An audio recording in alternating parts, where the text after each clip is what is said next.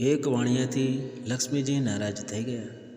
જતા સમયે બોલ્યા, હું જઈ રહી છું અને મારી જગ્યાએ નુકસાન આવી રહ્યું છે. તૈયાર થઈ જજો, પરંતુ હું તને છેલ્લી ભેટ જરૂર આપવા માગીશ.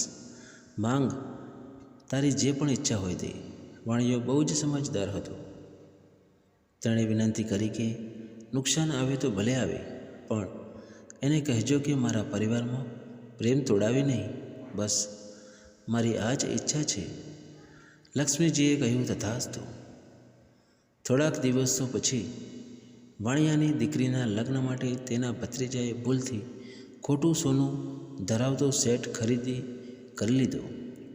વાણિયાને ખબર પડતા દુઃખ થયું, પરંતુ તે 50,000ના નુકસાન માટે પોતાના ભાઈના દીકરાને વઢ્યા નહીં, ફક્ત શિખામણ આપી. એ સમજી ગયા હતા કે નુકસાન પ્રવેશ કરી ચૂક્યો છે. ઘરે જતાં પહેલાં ભગવાનના મંદિરે જતો જાઉં, એમ વિચારી તે લક્ષ્મીનારાયણ મંદિરે ગયા.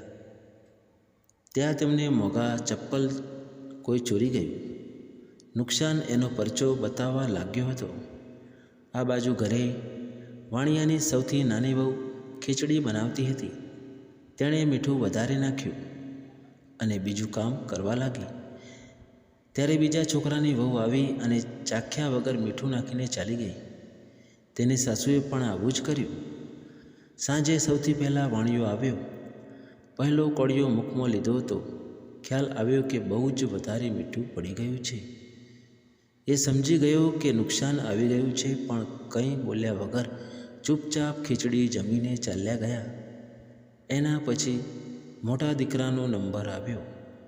એણે પણ પહેલો કોળિયો મોઢામાં મૂકતા તરત પૂછ્યું કે પપ્પાએ જમવાનું જમી લીધું? એમણે કંઈ કહ્યું. બધાએ જવાબ આપ્યો, હા, જમી લીધું. કંઈ જ નથી બોલ્યા. હવે દીકરાએ વિચાર્યું કે જ્યારે પિતાજી જ કંઈ નથી બોલ્યા તો હું પણ ચૂપચાપ જમી લઉં. આવી રીતે ઘરના બીજા સદસ્યો એક એક આવ્યા. પહેલાંવાળાને પૂછતું અને ચૂપચાપ જમીને ચાલ્યા જતા. રાતે નુકસાન હાથ જોડીને વાણિયાને કહેવા લાગ્યો, હું જઈ રહ્યો છું. વાણિયાએ પૂછ્યું, કેમ?